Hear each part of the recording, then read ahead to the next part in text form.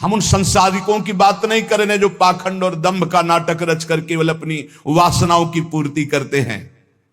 वो अनेक प्रकार से धोखा दूसरों को नहीं, अपने आप को दे रहे हैं। साधक के लिए सबसे पहला कर्तव्य है कि अपने वैराग्य में कोई भी रोग ना होने पावे। देह सुख की लालच, इंद्रिय सुख की लालच, मान प्रतिष्ठा की लालच, ये वैराग्य में रोग है।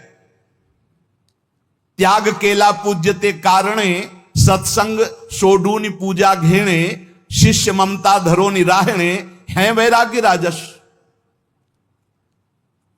पूज्य होने का कभी भावना नहीं पावे, बिल्कुल चलने लगा के बात कर रहे हैं। जो साधु गुरुजनों का संग छोड़कर, सत्संग छोड़कर अपनी पूजा कराने में लग जाते हैं,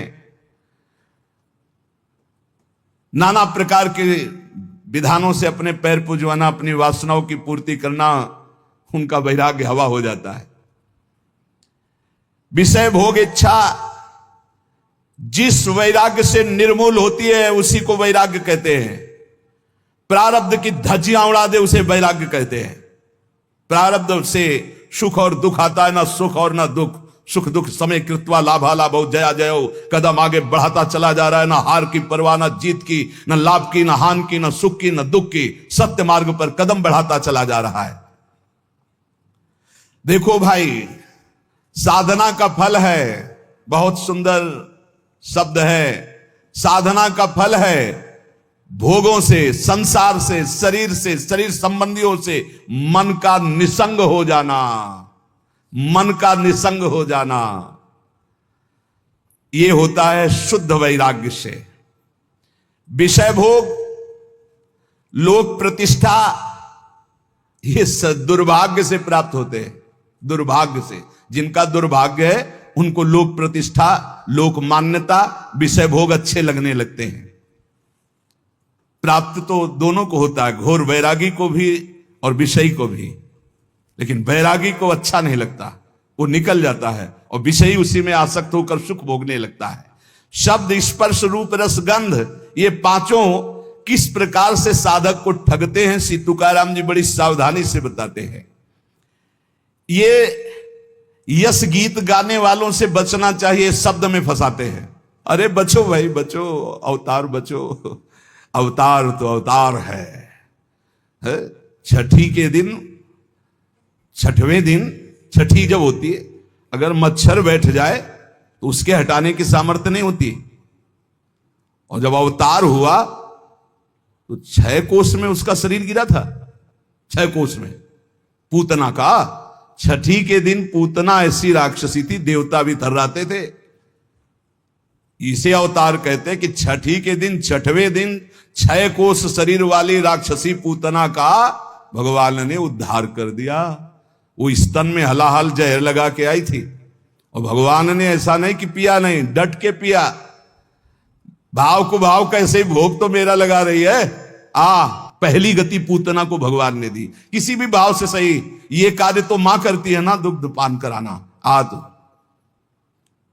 बाल कृष्ण ने अपने छोटे छोटे चरणों से और कर कमल से स्तन पकड़ के, 6 कोस वाली पूतना प्राण पी लिए, चिल्ला चिल्ला के भागी। वो देवी रूप अंतर ध्यान हो गया, जो दिव्य रूप धारण की हुई थी राक्षसी रूप में। छोटे से बाल कृष्ण दिखाई दे रहे, पर्वताकार शरीर, पूरे ब्रज में हाहाकार मच गया। छठी के दिन ये है अवतार भाई। अवतार समझना है तो थोड़ा भूल मत कर लेना, किसी के अवतार कहने पे अवतार मत मान लेना। भगवान का सच्चिदानंद विग्रह, सच्चिदानंद अवतार होता है। विगत विकार जान अधिकारी। अगर कोई जहरीला पदार्थ पहुंच जाए अंदर तो मृत्यु हो जाए। काली दह में इतना जहर था कि ऊपर से पक्षी उड़ जाते तो उसकी जो भाप निकलती उसमें मर जाते थे। सखा, गैया, बछड़ा सब जल पिए और सब मूर्छित हो गए, पधार गए। भगवान ने देखा, ये देखो अवतार। कमर में पेट कसी और कहा, आज के बाद तू मेरे ब्रजमंडल में तो नहीं रहेगा कालिया। मेरी लीला के पात्रों को तो दुख पहुंचाया, अब मैं तुझे बताऊंगा। अमृत दृष्टि से सब सखाओं को और सब गौ बछड़ों को जीवित किया। और खेल खेल में कूद पड़े। और उसको ऐसा अहंकार उसको था कि गरुण से भिड़ गया था, तभी तो भाग के आया था। वो दबने वाला नहीं था, भगवान के वहां गरुण से भिड़ गया था कालिया। तब गरुण जी के पंख के मार से व्याकुल होकर भाग कर यहां आया, क्योंकि यहां आ नहीं सकते थे गरुण जी, सांप के वशीभूत थे। कालिया का मान मर्दन किया। कालिया ने कैसे, आप भागवत में पढ़ के देख लो, ये है अवतार।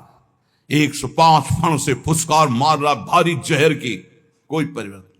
उसकी पकड़ से छूटकर फणों पर चढ़कर ऐसा नृत्य करते हैं कि भगवान शिव भी प्रसन्न होते हैं, तालियां बजा रहे हैं। ऐसा तांडव तो जब हम उन्मत्त होते हैं तब करते हो, आप तो फण पर कर रहे, सर्प के फण पर कर रहे। जय हो जगत गुरु। भगवान भगवान उनके समान कोई नहीं, उनसे बढ़कर कौन हो सकता है। एक बकासुर बनकर के बैठा कि श्री कृष्ण को ले जाए, ऐसे मूंज की तरह चीर के फेंक दिया भगवान ने। बाल गोविंद है, अघासुर ऐसी जीव है, ऐसे पर्वत है,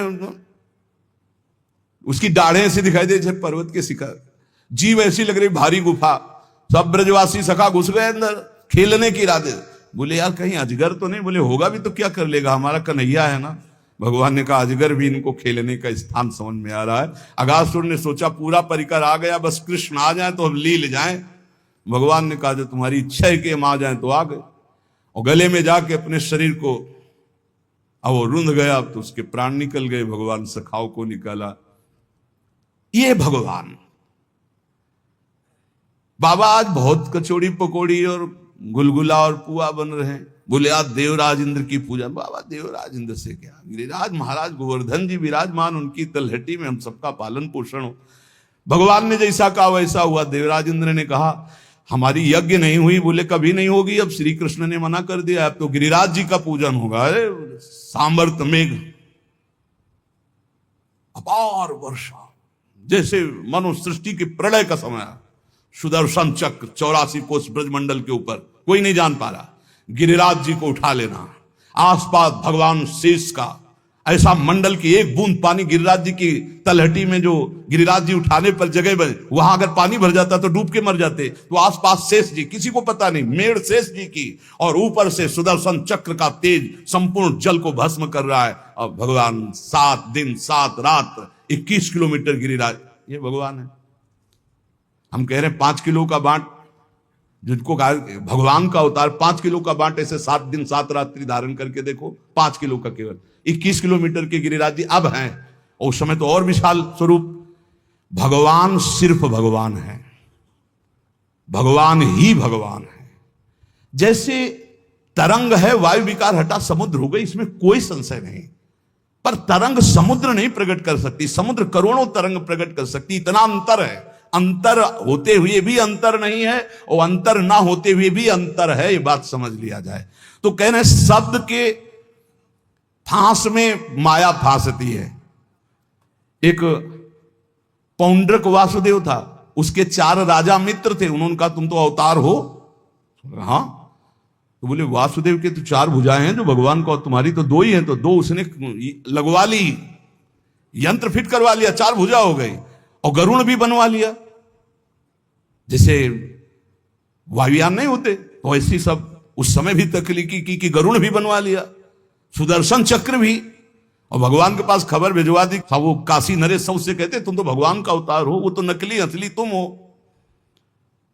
सभा में जाके दूत बोला कि पौंडक वासुदेव का मैं दूत हूं, मेरे महाराज ने सूचना दी। भगवान ने कहा जब छोड़ेंगे तब पता चलेगा कि असली कौन है नकली कौन है। जाओ कह दो जल्दी ही आ रहे मिलने। तो भगवान ने फिर, लेकिन उसको परम पद मिला, क्योंकि हर समय चिंतन करता था मैं वासुदेव हूं।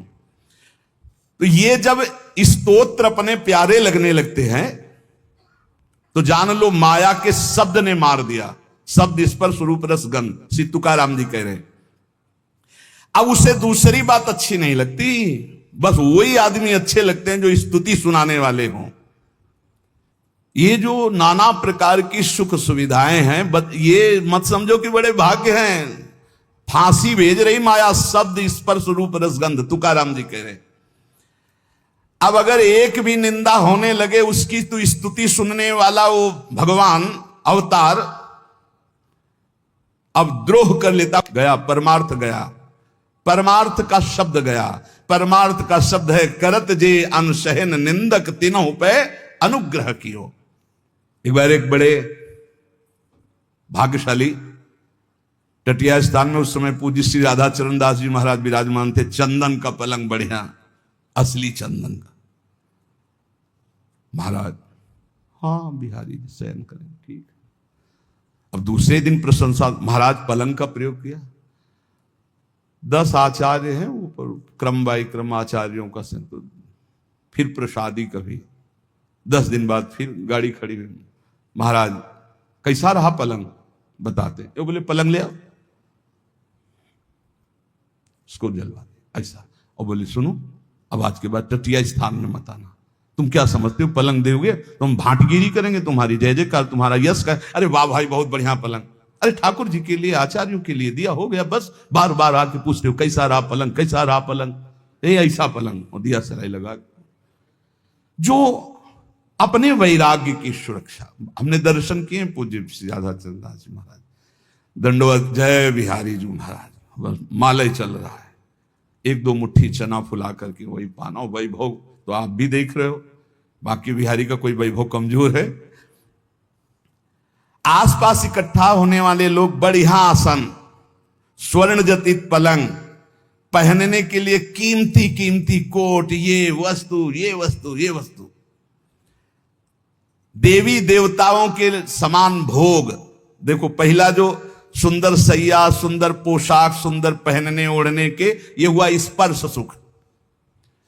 फिर रस, उत्तम उत्तम भोग, पेय पदार्थ नाना प्रकार का, मौसम्मी का जूस, अनार का जूस। पानी ढंग से नहीं मिलता बैरागियों को, हाँ पानी भी अच्छा नहीं लगता उनको। कैसे उनको, उनकी प्यास तो भगवद आनंद है। देवी देवताओं को भी ऐसे भोग। और फिर मृदु स्पर्श वस्त्रों का, स्वाद स्पर्श रसेंद्री का, कर्ण स्पर्श शब्द का, फिर रूप का आकर्षण, गंध का आकर्षण, उत्तम उत्तम पकवान, मेवा, मिठाई, बादाम पिस्ता का हलवा, गले में बढ़िया फूलों की माला, दुनिया के सुगंधित द्रव्य साधन। कहां चले थे?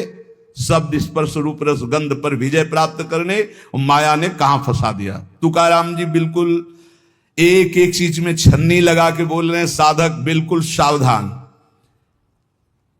उसका वैराग्य ऐसे टूटकर बिखर जाता है कि पुनः जीवन में वो समेट नहीं पाता अपने वैराग्य को। लोक प्रतिष्ठा उसके पीछे पड़ जाती है। हमने शास्त्रों हजारों साधकों को भगवत प्राप्ति से वंचित होते देखा है। तुकाराम जी महाराज बोल रहे हैं, इस प्रकार के गिरे हुए साधक फिर दोबारा उठने की हिम्मत नहीं रह जाती। क्यों? क्योंकि उनके मन में, इंद्रियों में इतनी विलासता पैदा हो जाती कि उसके बिना वो जी नहीं सकते। जरी कृपा उपजेल भगवंती, तरीच मागुता होए बेरक्ति। यदि फिर भी भगवान दया कर दें तो ऐसी स्थिति में भी निकल पावे और वो अपने वैराग्य को सुरक्षित रख पावे, नहीं तो बड़ा बहुत ही कठिन है वैराग्य को बचा पाना। भगवत प्राप्ति तो भी बड़ी दूर है। जो तुम्हें प्रिय हो उसका भोग त्याग कर दो, तुकाराम जी महाराज कह रहे हैं। जो वस्तु, व्यक्ति, स्थान, पदार्थ जो प्रिय लग रहा हो उसको भगवान को समर्पित कर दो। प्रियता का तुरंत निष्कासन करो, नहीं तो बंध जाओगे।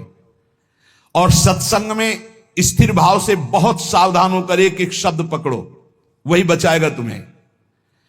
प्रतिष्ठा होने लगे तो बेचैन हो जाओ, उसे स्वीकार मत करो। मान प्रतिष्ठा नमस्कार प्रणाम इसे स्वीकार मत करो। बहुत जहर है, सम्मानम कल्याति घोर गरलम, लेकिन ये ऐसा मीठा जहर है कि हाथ जोड़कर पीने को मांगोगे। बहुत मीठा जहर है सम्मान। अरे बड़े भाग्य हमारे यहाँ दर्शन हो गए आपके। आप जैसे भजनानंदी महात्मा तो न भूतो न भविष्यति। अल्यो पहाड़ रख गया अहंकार का। बहुत विचित्र भैया, शब्द स्पर्श रूप रसगंध, न भजन है न साधन है। अब ये कान में सुनने के बाद उत्साह हो कि प्रभु देखो, हम भी कहते थे कि हम तिच्छा परम अधमा प्राण होकर, और आज सब लोग कहते हैं नीच अधम, नाथ मुझ नीच अधम पर कृपा कर दो, हे करुणा सिंधु कृपा। जब हमें कोई गाली दे, पाखंडी कहे, नीच कहे, और मेरा मन प्रसन्न होकर प्रभु की तरफ चले, तब जाना जाएगा कि हमारा मार्ग सही है। जीविका के लिए अर्थात साधक की जो कपड़ा भोजन व्यवस्था कर रहा है वो एक नहीं होना चाहिए। पूज्य पादुड़िया बाबा के वचन में लिखा था कि चाहे बृहस्पति के समान पवित्र हो, किसी एक से साधक की दिनचर्या नहीं चलनी चाहिए कि एक आदमी हमारा भरण पोषण कर रहा है, चाहे घर का चाहे बाहर का, किसी भी तरह से एक का नहीं। हमारा भरण पोषण कईयों के द्वारा, भिक्षावृत्ति से, मधुकर वृत्ति से, आकाश वृत्ति से, नहीं तो ठाकुर स्वाति कहनी पड़ेगी। है आप जैसा कौन भगत है, ऐसा कौन करता है, मतलब बांटगिरी करनी पड़ेगी उसकी। ये वैराग्य के नाशक है। प्रापंचिक लोगों के घेरे में बैठना, प्रापंचिक लोगों के दान देने पर उनकी भांटगिरी करना, बड़ाई करना, अपना बड़प्पन मान लेना। देखो ये अज्ञान की वृत्तियां, बड़ी सावधानी से सुनो। प्रापंचिक प्रवृत्तियों के बीच में बैठना, अज्ञानी जनों के बीच में उनके द्वारा दी हुई भोग सामग्रियों को लेकर उनकी बड़ाई करना, अपने को बड़प्पन में मानना, मैं बड़ा हूं, और अच्छा अच्छा खाने की चाट पर जाना, और लोकप्रियता की चाह उत्पन्न हो जाना, वस्त्र अलंकार आभूषण धारण करने का शौक बढ़ जाना, ये भगवत प्राप्ति के लिए महान विष है। महान विष अर्थात मार दिया, अपने आप को मार दिया, चले थे भगवत प्राप्ति के लिए, मार दिया। ये अंगूठी, ये सोने की जंजीर, ये वो कहां चले थे भगवत प्राप्ति के लिए, इन्हें मिथ्या मान करके। श्री तुकाराम जी महाराज कह रहे, प्रापंचिक लोगों के बीच में बैठना, प्रपंच की बातचीत करना, जो तुम्हारा कुछ भी वस्त्र भोजन सहयोग करता है उसके सामने ठकुर स्वाति अर्थात उसका यश गान करना, अपने को बड़ा मान लेना, अच्छा अच्छा खाने की चाट हो जाना, लोकप्रियता की पसंद हो जाना, वस्त्र और अलंकार धारण करने का शौक उत्पन्न हो जाना, और नाना प्रकार के जो प्रपंच है भगवत प्राप्ति में महाविष है। उपासक को चाहिए, अगर गृहस्थ है तो अपनी स्त्री से केवल मतलब रखे, और सब स्त्री शरीरों में माता बहन का भाव रखे। विरक्त है तो सब में भगवत भाव रखे। भक्ति शुद्ध परमार्थ के लिए ये जितने दोष बताए जाते हैं इनसे बचाओ अपनी, नहीं भक्ति रुग्ण हो जाएगी। अखंड नाम स्मरण करना, एकांत सेवन का अभ्यास रखना, कभी भी अभिमानियों का संग न करना, नहीं वैसे ही रंग आने लगता है, और अपने भरण पोषण की बिल्कुल चिंता न करना। पोषण भरण न चिंत कराएं, श्री हरिवंश विभो बिलसाएं। यदि भगवान सूखान्न दे रहे हैं तो जय जयकार करके पाओ भगवत प्राप्ति के लिए। जैसा भी, कभी घी घना, कभी मुट्ठी भर चना, कभी वो भी न बना। ऐसी स्थिति नाही ज्यासी, तेव कृष्ण प्राप्ति कैची त्यासी। या लागी कृष्ण भक्तासी, ऐसी स्थिति असावी। महाराष्ट्र भाषा में कह रहे, ऐसी स्थिति जिसकी है वो श्री कृष्ण को कभी प्राप्त नहीं कर सकता, जो ऊपर बताया गया। इसलिए जो कृष्ण भक्त है ऐसी स्थितियों से बचे। सच्चे विरक्त में ये लक्षण आपको स्वतः नहीं दिखाई देंगे। जिनका वैराग्य सच्चा है, आदर्श पुरुष हैं, वो अपने आगे आदर्श वैरागियों को रख के चलते हैं। चाल चलन में जो ढीले ढाले हैं उनको फसाव में फंसा लेती है माया। चाल चलन बिल्कुल पक्का होना चाहिए।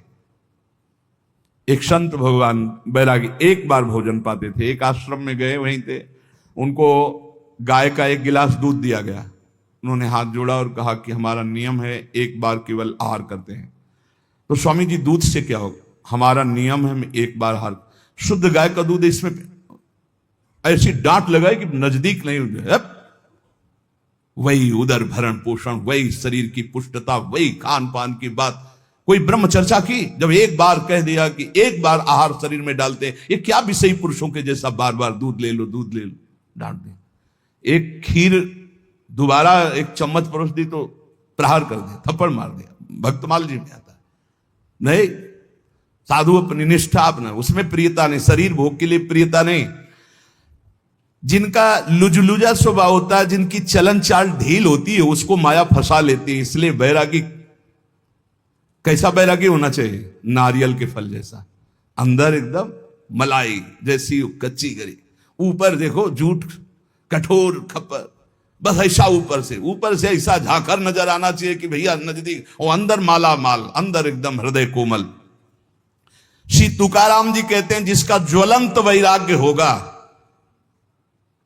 वही अंतरंग में घुसे हुए चोरों को पकड़ पकड़ कर सावधानी पूर्वक बाहर फेंकेगा, और जिसका चित्त शुद्ध हो गया तो पांडुरंगा उसके चित्त में ही प्रकाशित हो जाता है।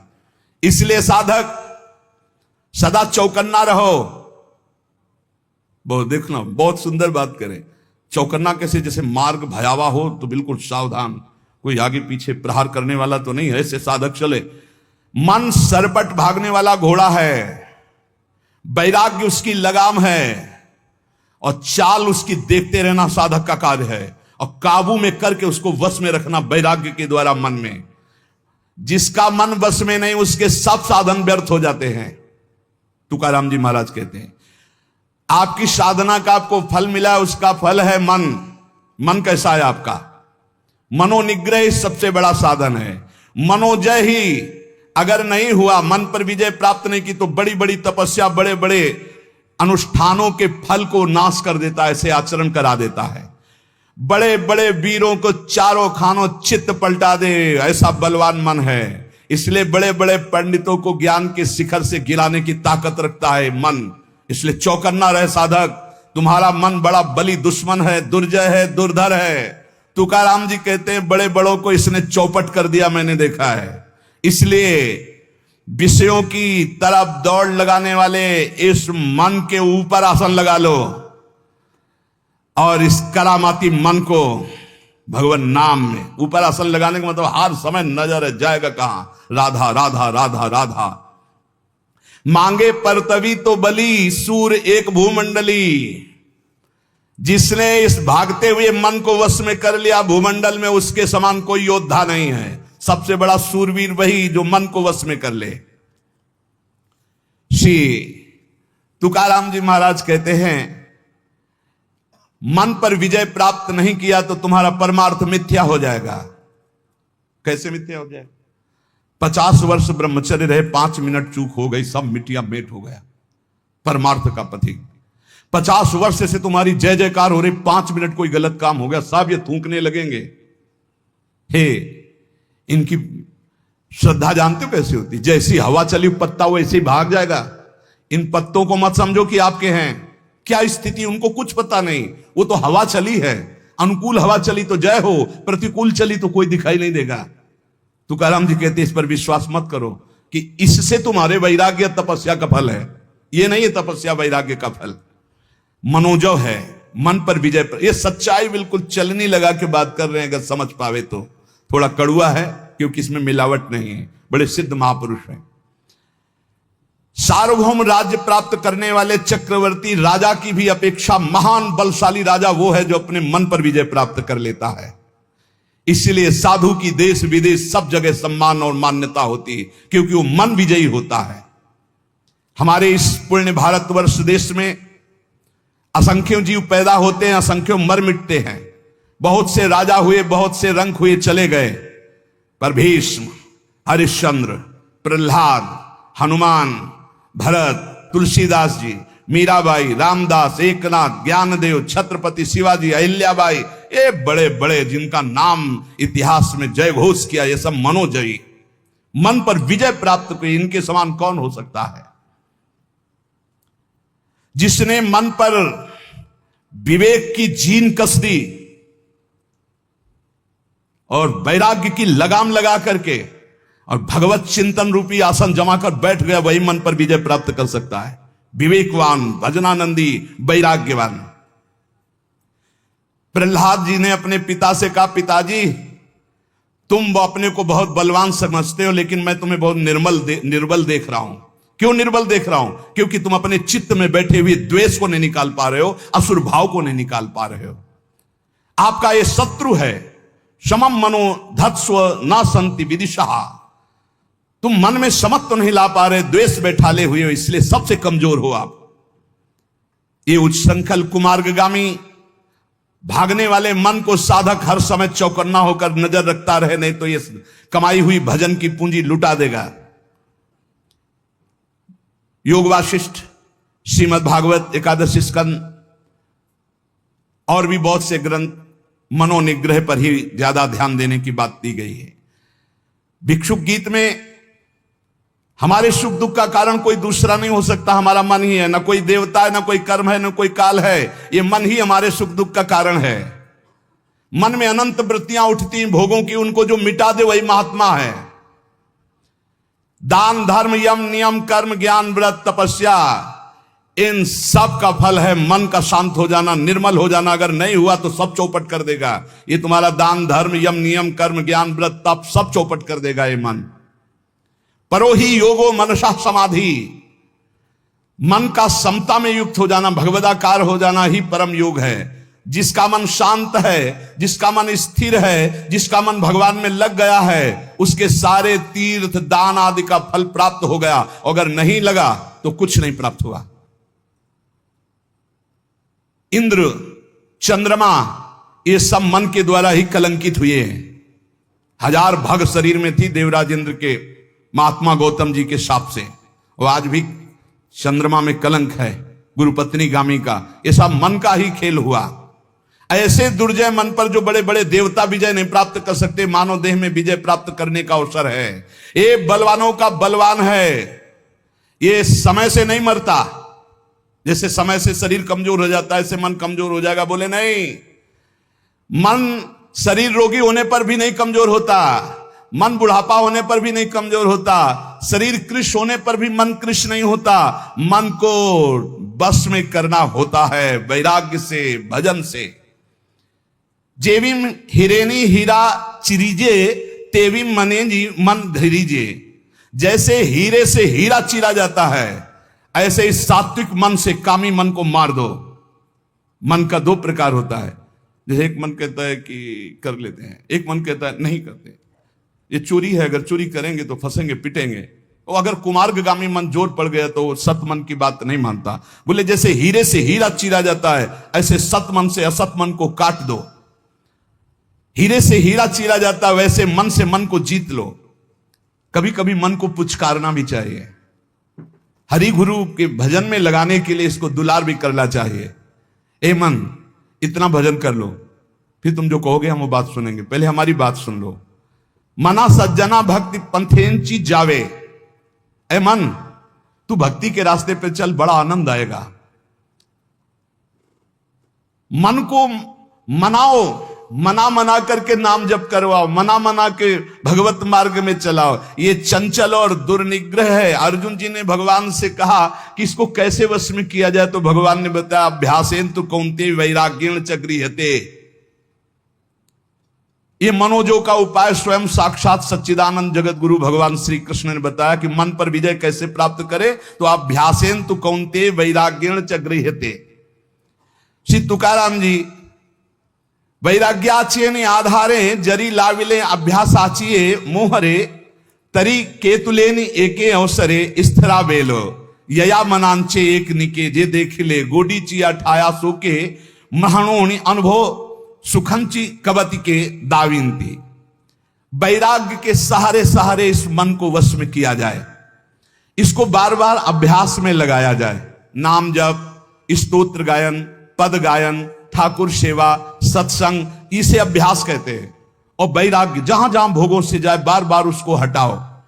मन की एक बड़ी अच्छी बात है, इसको लगाना होता, फिर इसको जहां चस्का लग गया जिस बात का, फिर उसे छोड़ नहीं सकता। इसका स्वभाव है। बहुत वर्षों से, बहुत जन्मों से हम इसे भोगों में लगाते चले आए, इसको चस्का मिल गया भोगों का।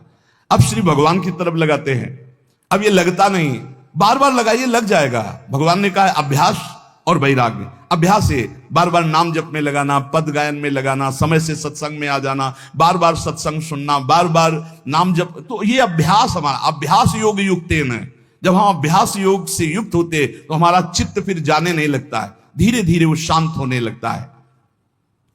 एक ओर वैराग्य को कसे और दूसरी ओर विषयों में जाने वाले मन को बार बार हटाकर प्रभु में लगाए, इसे अभ्यास कहते हैं। बड़ा कठिन है मन को भजन में लगाना। इस मन की उत्तम गति है यदि इसे निरंतर नाम जप करवाया जाए। 4 मुक्तियां दासी बनकर के उसके चरणों में पड़ जाती जो अपने मन से नाम जपाने लगता है। देखो आखिरी बात तो मन का ही शांत हो जाना है। प्रारंभ में हम कहते हैं मन लगे न लगे भाव को भाव न खालसो, नाम जपत मंगल दिस दशो। लेकिन भजन का फल यह है कि सावई मना कृष्ण पदारविंद, मन श्री कृष्ण चरणारविंद में, प्रिया चरणारविंद में लग जाए। गति अधोगति मनांची है युक्ति, मन लावी एकांति साधु संगे। अगर मन साधु संग में लगा, भजन में लगा तो सदगति, और मन गंदे आचरणों में लगा तो दुर्गति। इसी मन से सदगति और दुर्गति होती है। हमें तो लगता है, श्री तुकाराम जी महाराज कह रहे हैं, मन को अगर वश में कर लिया इससे बड़ी कोई सिद्धावस्था नहीं है। मन को अधीन कर ले, फुसला के, दुलार के, डांट के, फटकार के, ये बहुत जगह फंसा रहता है। मन यदि बंधा हुआ है तो हर समय जलाता रहता है, और मन यदि प्रभु में लगा हुआ है तो आनंद की उमगन आती रहती है। उत्तम गति अथवा अधोगति देने वाला ये मन है। मन ही साधक, पाठक, पंडित, श्रोता, वक्ता सबको अपने अधीन किए हुए, कोई बिरला इसको अधीन कर पाता है। तुकाराम कहते हैं, हाथ उठा के कह रहे हैं कि मन को वश में करने से बढ़कर कोई साधना नहीं है। मन को वश में करो, पहले इसको अपने वश में करो, नाम जप करवाओ, कथा कीर्तन वार्ता बार बार इसमें लगाओ। अगर मन वश में नहीं हुआ तो ये प्रपंच रचता रहेगा। मन को प्रसन्न कर लो। मन विषयों से हर्षित होता है और शोकित होता है, प्रसन्न होता है भगवान के चिंतन से। मन को खींचकर विषय प्रवाह से हरिभजन में बांध दो। इसको मन की रखवाली करते रहो 24 घंटे, जहां जहां जाए खींच खींच कर उसे हरिभजन में लगाओ। तुका म्याणे मना पाहिजे अंकुश, नित्य नवादिश जागृति चा। तुकाराम जी कहते मन पर अंकुश रखो, नाम का राम कृष्ण हरि, राधा राधा राधा। जैसे मत वाले हाथी को वश में करने का अंकुश, ऐसे नाम अंकुश है। हर समय नाम चलाते रहो, भागेगा मन, बार बार खींच कर लाओ। जिस दिन मन को चस्का लग गया नाम का तो नवीन आनंद उत्पन्न होने लगेगा। नित्य जब से जग जाओ तब से यही हमारा धंधा है, मन को खींच खींच कर बार बार भगवान में लगाना। मदोन्मत्त हाथी जैसे बिना अंकुश के नहीं संभलता, ऐसे भगवान के अखंड भजन के बिना मन नहीं संभलता। राधा राधा। जय श्री कृष्णा, राधे राधे। दोस्तों, आध्यात्मिक मार्गदर्शन चैनल पर आप सभी का स्वागत है। आप हमारे साथ यूं ही जुड़े रहें और अपना आशीर्वाद बनाए रखें, ताकि मैं आप सभी के लिए लाता रहूं ऐसे ही आध्यात्मिक प्रवचनों को। दोस्तों, नाम जप करते समय श्रद्धा, दृढ़ता, नियमितता, नम्रता और भगवान के प्रति विश्वास रखें। यही सच्चे नाम जप का पहचान है। जय श्री राधे राधे, जय श्री राधा रानी।